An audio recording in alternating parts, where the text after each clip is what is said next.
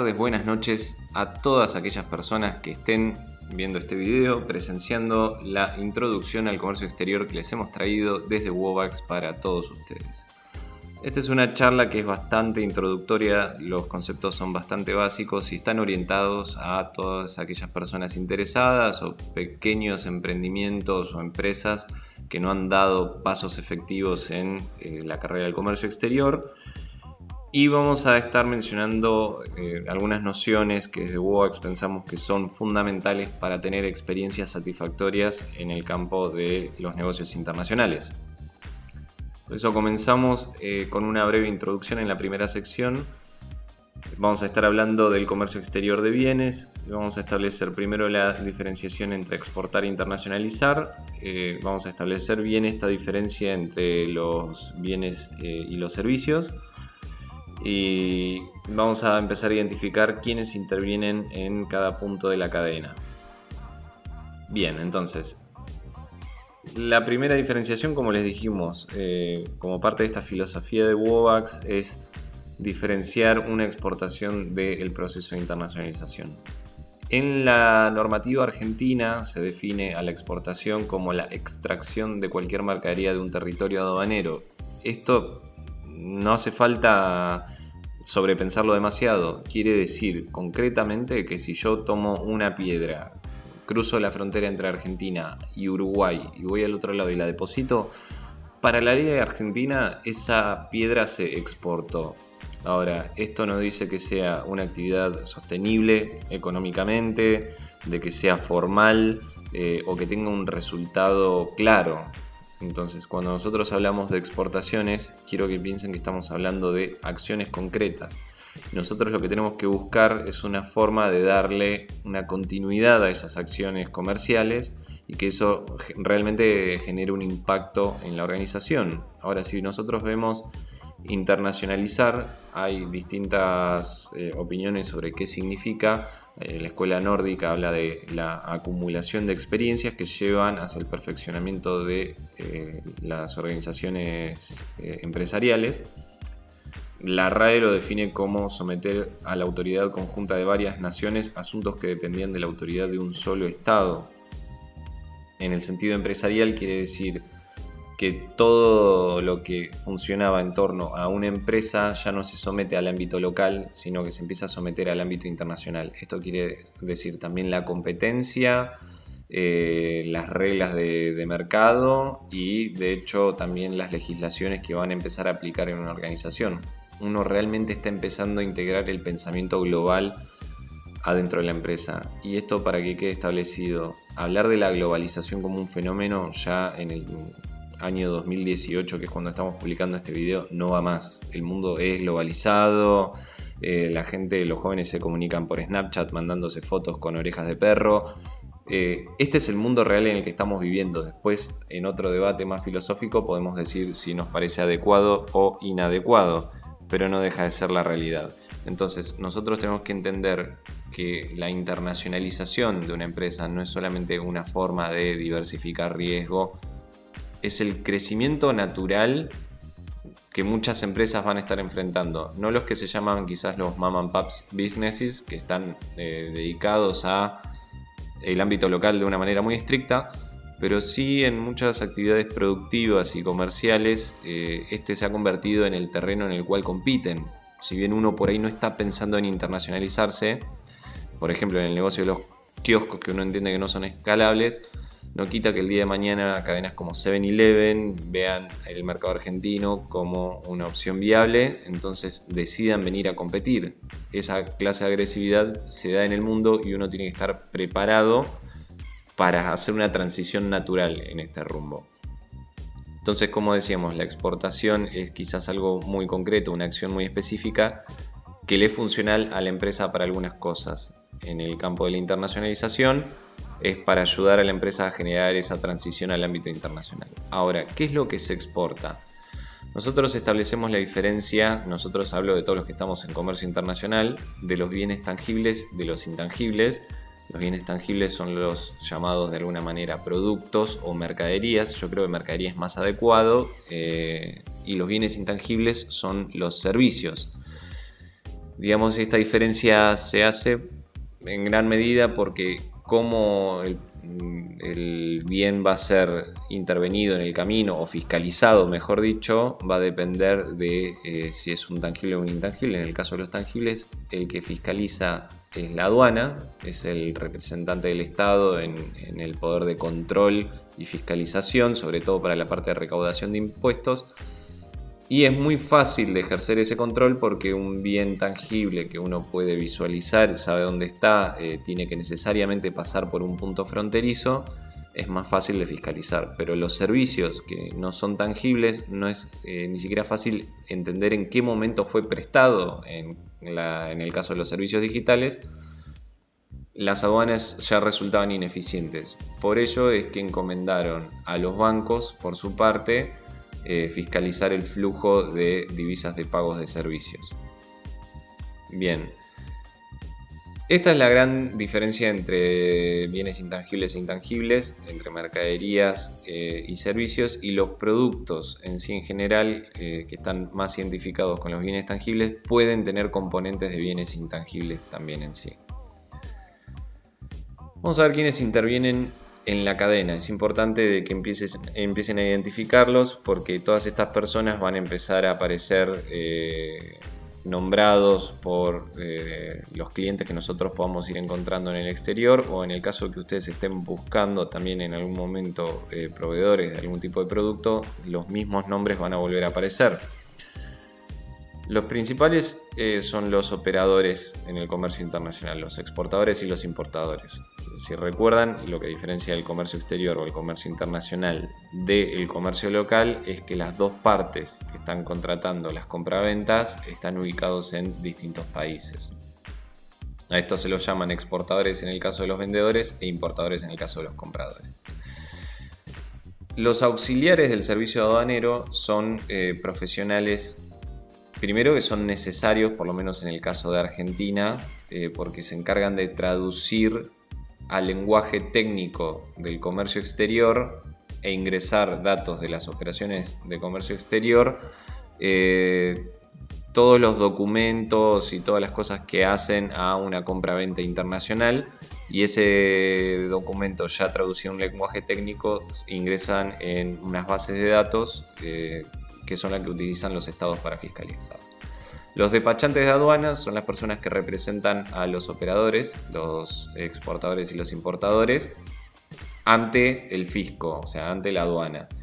O sea, el despachante va a tomar la documentación que le dé el exportador o el importador, la va a traducir a un lenguaje técnico, lo va a ingresar en un sistema y se lo va a presentar al Estado, solidariamente responsable por los datos que está poniendo ahí adentro.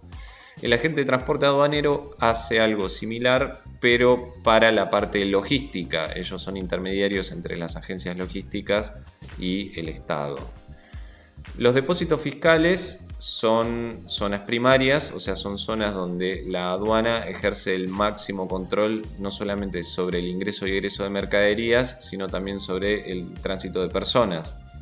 Se usan estos pequeños enclaves para poder controlar todas las operaciones de importación y exportación.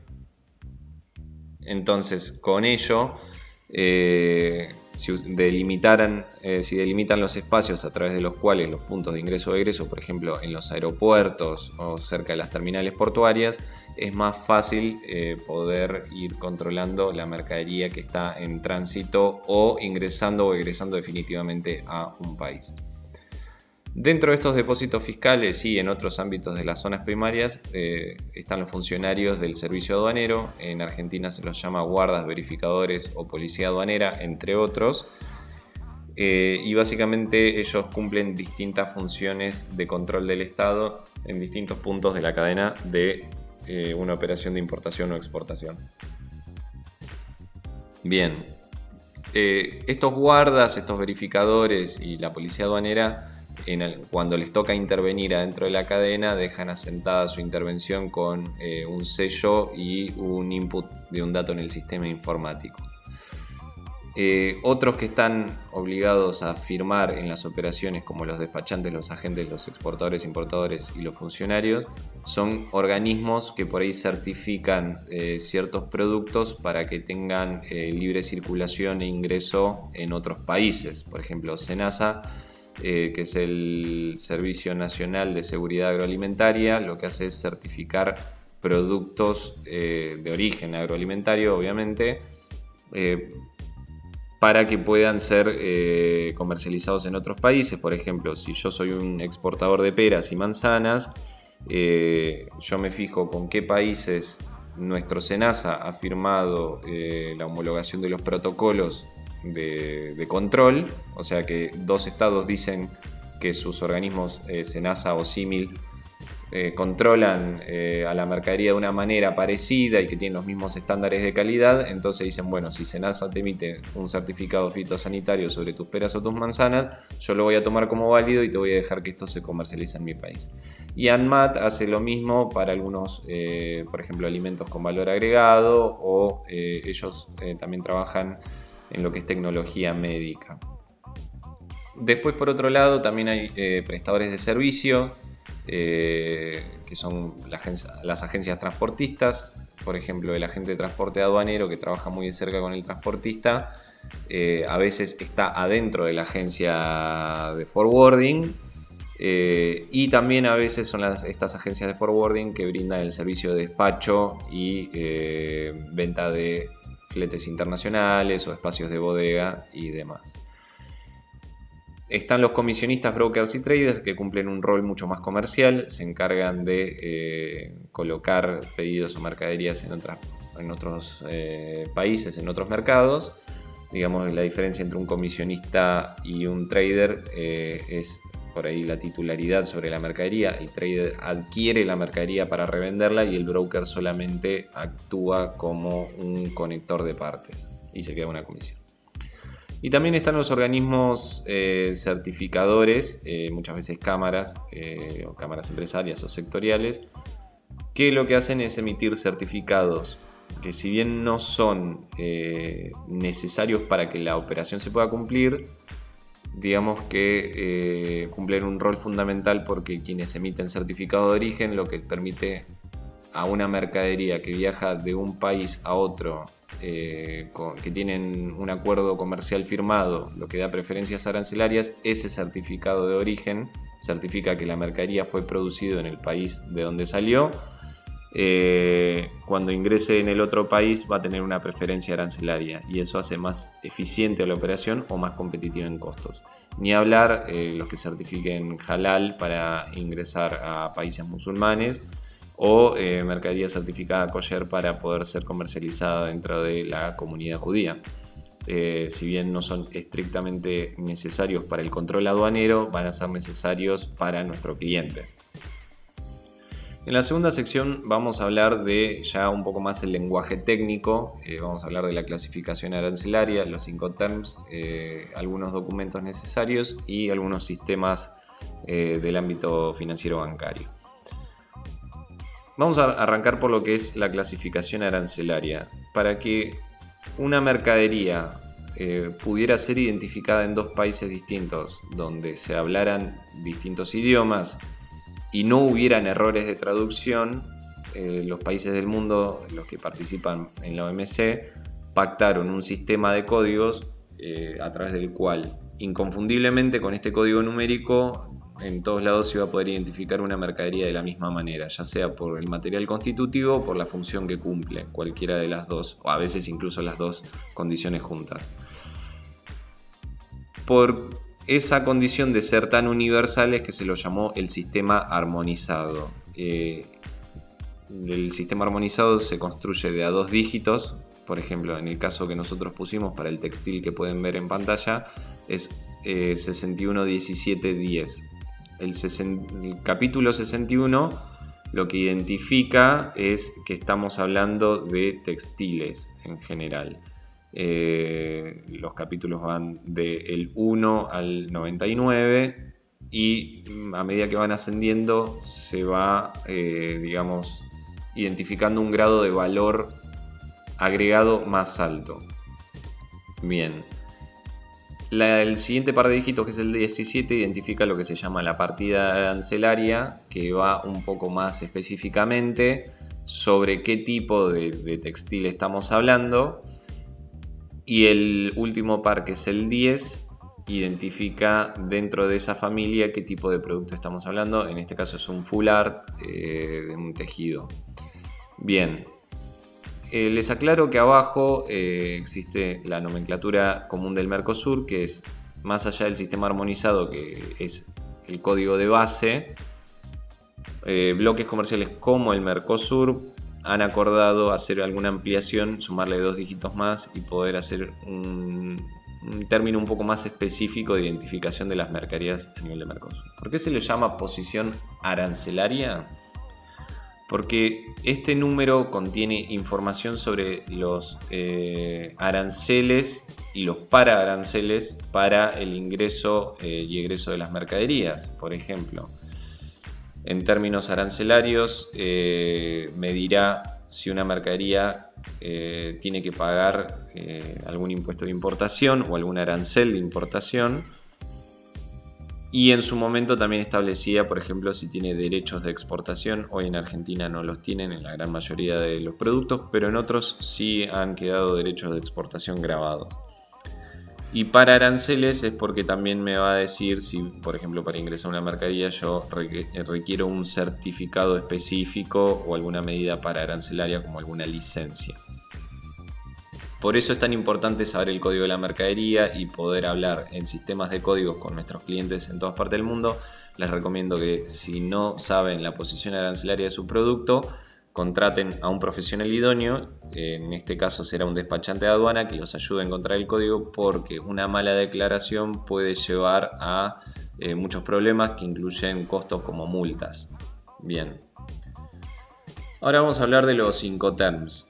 El sistema de Incoterms es un sistema también de normalización, pero que habla de obligaciones y responsabilidades en la cadena de una compraventa internacional. Como pueden ver, todo lo que tiene que ver en torno al comercio exterior siempre tiende hacia una normalización, o sea que todos en el mundo estemos trabajando los mismos conceptos.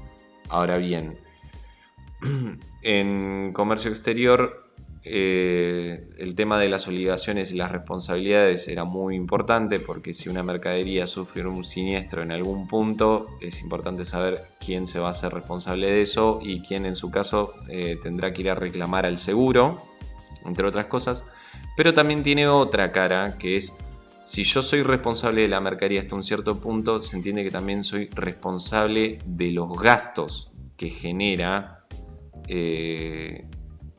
todo ese proceso operativo en la cadena del comercio exterior. Vamos a ponerlo en casos concretos.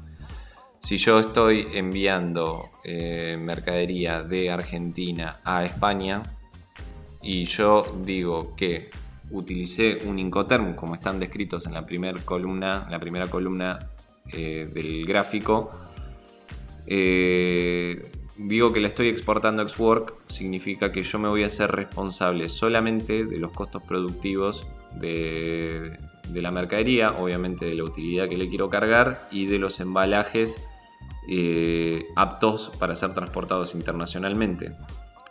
Pero de llevar la mercadería hacia un depósito fiscal donde la aduana pueda controlar que esa mercadería está en condiciones de ser exportada y en concordancia con lo que yo le declaro al fisco, el tránsito internacional, la descarga en otro país y todo lo demás no está incluido dentro de mis responsabilidades, con lo cual yo tampoco me tengo que hacer cargo de los costos que todo eso eroga.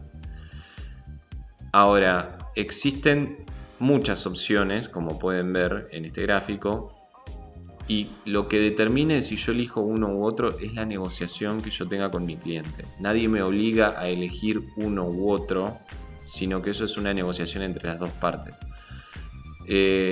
Por una cuestión de usos y costumbres y estandarización y fines estadísticos, se suele utilizar el precio FOB como la referencia de exportación. De hecho, cuando ustedes busquen estadísticas de comercio internacional, van a encontrar que tantos países exportan tanta mercadería por tal valor.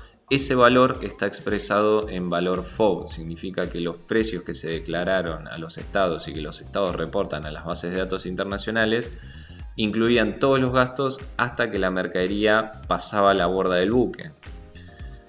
Ahora bien, si yo por ahí consigo mejores tarifas para fletes internacionales que mi cliente, yo puedo elegir cotizarle en una versión CIF, lo cual me permite a mí hacerme cargo también del flete internacional, por ende del costo del flete, y yo se lo integro a mi precio. Pero eso es una negociación entre las partes. De nuevo, es una cuestión de responsabilidad sobre la mercadería, esto en términos legales, y sobre los costos, digamos, en términos más prácticos. Bien. Los Incoterms están directamente vinculados al tema precio, por lo que han podido ver. Si yo pacto un tipo de Incoterm con un cliente, eso me va a afectar la cantidad de costos que yo voy a incluir adentro del precio. Ahora, el precio FOB de exportación, que es la norma más internacional, tiene una fórmula de cálculo. Esta fórmula está hecha para que estén claros todos los costos que se van a ir incluyendo, los costos indirectos de exportación, tener en claro algunos beneficios como los reintegros.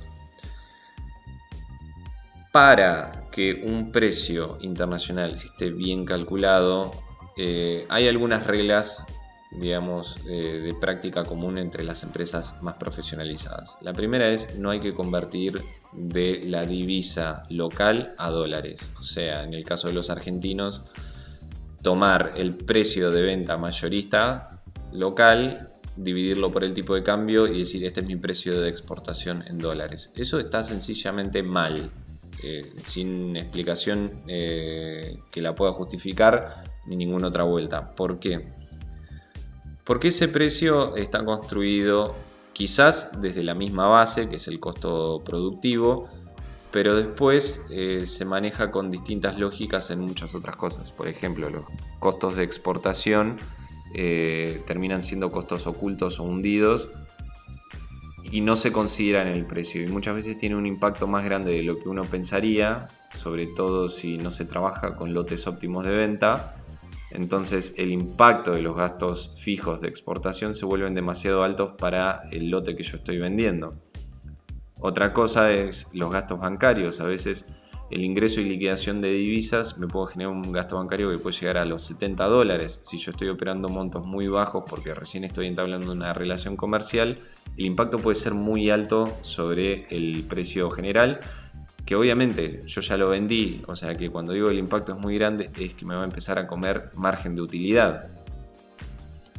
Otra cosa es norma internacional que no se exporten impuestos. En este caso concreto, en el de Argentina, significa que va a estar exento de IVA. Cuando yo esté armando mi precio, no debo considerar el IVA. Ahora, como les mencionaba antes, los reintegros también afectan el precio. ¿Por qué? Porque es un beneficio que el Estado me otorga a mí por exportar mercadería. Ese beneficio tiene que ver también con la exportación de impuestos. El Estado calcula que en el ciclo de vida, en la cadena de valor de un producto, se han abonado algunos impuestos que no deberían ser exportados, que afectan al costo también. Entonces, de acuerdo al grado de valor agregado que tiene el producto según la posición arancelaria, estima un reintegro que en Argentina irá del 6 al 8% aproximadamente. Ahora, un error común es tener un precio de exportación y nada más, y yo a cualquier persona que me lo trate de comprar en el exterior se lo vendo a ese precio. Eso no es que está mal, sino que es ineficiente. ¿Por qué? En comercio exterior es muy común trabajar con distribuidores, no solamente con importadores directos. Por ejemplo, quizás una tienda minorista que yo sé que podría vender mi producto no puede comprar un lote que justifique una operación de exportación. Como les decía, si el lote es muy bajo, los costos de exportación son muy altos, los de importación también, y el precio termina siendo excesivamente caro. Y la tienda minorista te va a decir: no me interesa comprarte porque sencillamente si te compro se me disparan todos los precios y yo después no le puedo ganar nada. Entonces, para trabajar lotes más grandes habrá que trabajar con un distribuidor. El distribuidor trabajaría, en este caso hipotético, con una red de tiendas minoristas y podría venderla a varios, no uno solo. Pero obviamente también que existe ese distribuidor significa que alguien le va a sumar una utilidad más intermedia, un intermediario.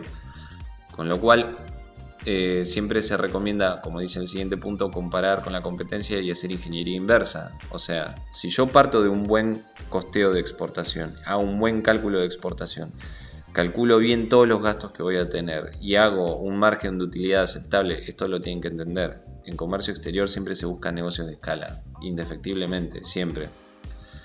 Entonces yo trabajo con márgenes de utilidad razonables. Después lo que puedo ver es cuántos serían más o menos los gastos, por más de que no estén incluidos en mi Incoterm, tratar de hacer una estimación de gastos hasta que esté nacionalizada la mercadería y ver cuánto margen de utilidad queda hasta el precio que maneja la competencia, que si bien no tiene que ser el mismo, yo estratégicamente puedo estar pensando estar por encima o por debajo de ese precio, si es un precio de referencia de mercado.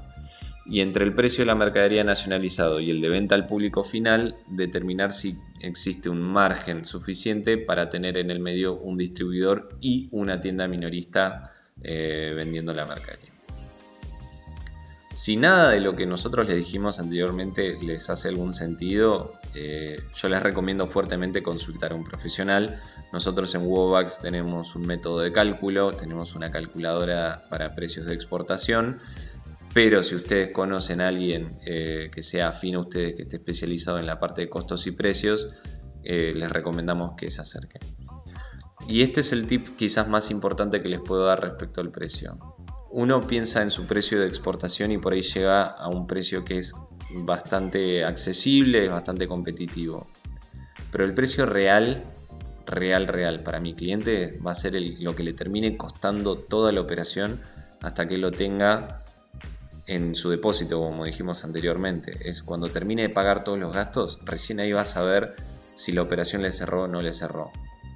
Si en ese momento se da cuenta de que tu precio de exportación era súper competitivo, pero que de pronto el costo del flete internacional era un 2000%, entonces el precio de la mercadería dejó de ser competitivo, dicho de alguna manera.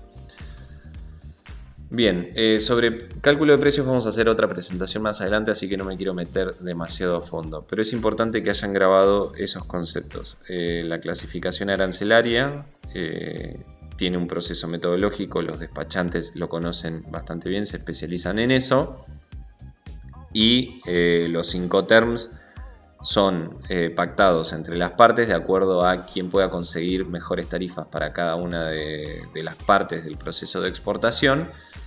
El precio FOB es una referencia internacional que se utiliza para fines estadísticos, con lo cual si uno va a una feria o una exposición se convirtió un poco en la norma que te pregunten por el precio FOB.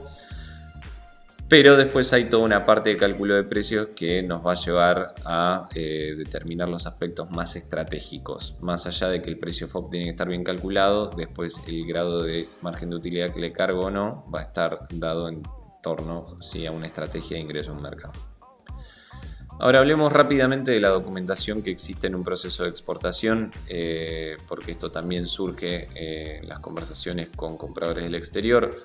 Bueno, los requeridos en el país de origen, o sea, en el caso de los exportadores de Argentina en Argentina, va a ser la lista de empaque, que es un documento, no tiene un formato fijo, se puede hacer en Excel con cualquier formato, en una hoja membretada cualquiera, y lo que tiene que sí tener es un detalle muy fino sobre los aspectos físicos de la mercadería.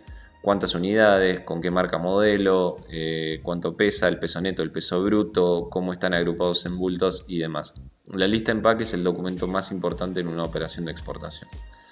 La factura de exportación per se, que se puede tener al momento de hacer la operación de exportación, pero no necesariamente en ese momento, se puede emitir después. Y el permiso de embarque es la declaración jurada que hace el despachante de aduana que es esa traducción técnica de todos los documentos del exportador, que le presentan al Estado y dicen esto es lo que esta persona está exportando. Se adjuntan esos documentos y se presentan. En destino, para poder nacionalizar la mercadería, ingresarla, o sea, que tenga libre circulación en el otro país, se va a requerir primero el documento de transporte. El documento de transporte quizás lo hayan escuchado como el BL o Bill of Lading, el Airway Bill en el caso de los aéreos, el BL es para marítimos, o la carta de porte para transporte terrestre. El documento de transporte lo emite la agencia logística, el forwarder, lo firma UNATA, y lo que determina es quién es el titular de la mercadería. La persona que figure como consignatario en el documento de transporte es quien va a poder ir al Estado en el país de destino y decir esta mercadería es mía. Los certificados de origen, como les dije, cuando se piensa en la competitividad del precio, si yo puedo aportar un certificado que lo que hace es decir que esta mercadería se fabricó en un país que tiene un convenio con el país donde se está importando, entonces el importador va a poder abonar menos aranceles de importación o directamente cero, y eso va a hacer que sea más competitivo. ¿Es obligación sí o sí en todos los casos emitir certificado de origen? No lo es, pero es recomendable, obviamente. Y los certificados de terceros organismos, como el que ya vimos de SENASA o ANMAT, que ese sí sería de alguna manera necesario u obligatorio para que la mercadería tenga libre circulación en el país de destino. Algunos documentos adicionales u opcionales son, por ejemplo, la factura pro forma, que tiene valor pseudo contractual, o sea, no es un contrato, no es una forma legal per se, pero tiene valor demostrativo. La última pro forma aprobada en los emails puede ayudar a demostrar que lo que se pactó es un precio determinado, con un Incoterm determinado, con unos plazos de pago determinados, incluso la cuenta en la que se iba a pagar todo esto. Y la factura pro forma, como no tiene validez fiscal en ninguno de los estados, puede tener cualquier formato, no hay obligaciones al respecto y no hay convenciones más allá de los contenidos que tenga. Normas de calidad u otros tipos de certificaciones son totalmente opcionales, pueden aportar al ingreso a un mercado o más que nada a un canal comercial o no. Por ejemplo, si se le venden a multinacionales, muchas veces auditan a los proveedores y las normas de calidad pueden ser necesarias, pero en muchos otros casos la verdad que no. Contratos y licencias, vamos a tratar de hacer un video específicamente sobre esto. Yo creo que son instrumentos que son súper necesarios, pero son poco utilizados. La realidad es que en las primeras operaciones entre dos partes que no se conocen es raro que se firme un contrato. Pero si uno está pensando realmente en lo que hablábamos de la internacionalización, uno tiene que entender de que el mercado al que está apuntando tiene que ser un mercado cautivo, tiene que ser un mercado donde uno pueda amortizar la inversión planificando un ingreso, y para eso un contrato con mi distribuidor y un licenciamiento sobre mi marca pueden ser importantes, sobre todo para saber si yo voy a tener varios distribuidores que no se pisen entre ellos y licenciarle la marca para distintas regiones o distintos canales. El registro exportador de AFIP ya no es necesario en todos los casos. Para los que operen exporta simple no va a ser necesario, pero para los que operen por lo que se llama el régimen general, sí. Lo único que les quiero decir sobre esto es que es un trámite que hoy es súper sencillo, súper expeditivo. En Argentina se hace totalmente online por internet, siempre y cuando se tengan los datos biométricos y una clave fiscal de nivel 3, se puede hacer tranquilamente. Sistemas de cobro. Rápidamente lo dividimos entre las herramientas y las formas. Las herramientas, digamos que las tradicionales son la transferencia bancaria. Esto es cuando un comprador y un vendedor acuerdan que lo único que van a hacer es mandarse dinero de una cuenta bancaria a otra, lo cual es el instrumento más barato de todos los que describimos, pero también es el más inseguro. O sea, no hay ninguna forma de garantizar el cobro. O sea, si yo soy un exportador, fabrico, lo envío y nosotros habíamos acordado que después del envío me ibas a pagar, realmente estamos confiando en la buena fe del comprador. O a la inversa, si yo soy un comprador, emití el anticipo y después la persona no me quiere enviar la mercadería, bueno, puede haber un conflicto. La cobranza documental es un instrumento a través del cual el banco se dedica a hacer la cobranza de una operación. Entonces, el banco lo que va a hacer es, con los documentos de la operación, ir a reclamarle el pago al importador a intercambio de entregarle los documentos. ¿Qué pasa? Si el importador de todas maneras no quiere pagar, el banco no se hace cargo, lo único que hace es retener la documentación, con lo cual el importador nunca va a poder reclamar esa carga. Pero de todos modos es un espacio estanco donde el único que pierde es el exportador. Ahora, la realidad es que cuando se hace una cobranza documental, el banco de alguna manera primero te va a decir si el importador, o sea su cliente, tiene una buena precalificación, si tiene los fondos en la cuenta bancaria o si tiene un flujo suficiente como para que justifique que el banco se haga cargo de esa cobranza. Por ende, es un nivel de confianza bastante más alto que el de la transferencia bancaria. La carta de crédito se la conoce como el instrumento más seguro de todos para el cobro de operaciones internacionales, pero también para el cumplimiento. ¿Por qué? Porque los bancos garantizan la operación. Significa que cuando hay una carta de por medio, una carta de crédito, el banco del comprador garantiza de que el pago se va a emitir siempre y cuando se cumplan todas las condiciones pautadas dentro de la carta de crédito, que se exporte dentro de tal término, en tal buque, de tal manera, hecho de tal forma, con tales documentos. Y el banco del exportador lo que garantiza es que la operación se va a cumplir todos esos requisitos que habíamos mencionado previamente. Entonces, el banco del exportador va a decir, bueno, vos exportaste dentro de este plazo, está todo bien, lo metiste en este buque, está todo bien, hiciste esto de esta manera, estos documentos están emitidos, me los estás dando en este momento, perfecto. Yo se lo giro al banco del comprador y le voy a decir, mandame el pago. Como se cumplió todo el checklist, el banco del importador, no importa si el importador tiene o no tiene el dinero, garantizó ese pago, así que lo va a pagar. Y después irá contra su cliente y le dirá, che, me llegaron los documentos, yo ya emití el pago, lo voy a ejecutar sobre tu cuenta. Bien, perfecto. Entonces los bancos se hicieron responsables de garantizar toda la operación, pero imagínense que ese grado de responsabilidad tiene un costo. De hecho, la carta de crédito puede llegar a costar en algunos casos incluso un 7% de la operación, que es bastante. Cobranza documental cuesta un poco menos y la transferencia bancaria obviamente un poco menos. El riesgo ya quedó establecido. Existen herramientas de las que nosotros llamamos las no tradicionales, por ejemplo las digitales. Hoy en Argentina se aceptan pagos por PayPal a través de un partner que tiene en Argentina que se llama Nubi, pero con esto se podrían cobrar exportaciones pagadas con tarjeta de crédito. Y existen algunas herramientas bancarias o financieras que son créditos de pre y postfinanciación. Por ejemplo, en casos en los que yo necesite un anticipo para poder producir, comprar materia prima y poner toda la planta en marcha, pero que no haya podido negociar el anticipo con mi cliente, bueno, yo me prefinancio con un banco, generalmente en dólares, pero con tasas bastante accesibles. Y después, por ejemplo, el caso de forfaiting es para financiar a mi cliente. O sea, yo le vendo y que me pague a plazo, con lo cual el forfaiting puede ayudar en esos casos. La forma de pago habla de en qué plazos lo va a hacer. Por ejemplo, el pago anticipado es cuando yo cobro todo antes de mandar la mercadería, o ese es todo antes incluso de producir. Con esto me garantizo de que no voy a tener un costo financiero dentro de la operación.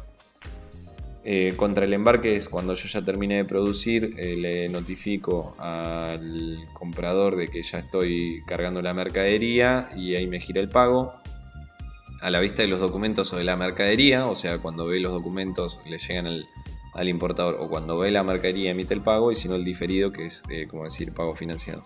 Lo más común es que exista un mix entre esto y se pague, por ejemplo, un anticipo, si se puede negociar, y después el resto a la vista, o una parte contra embarque y una parte diferida o financiada.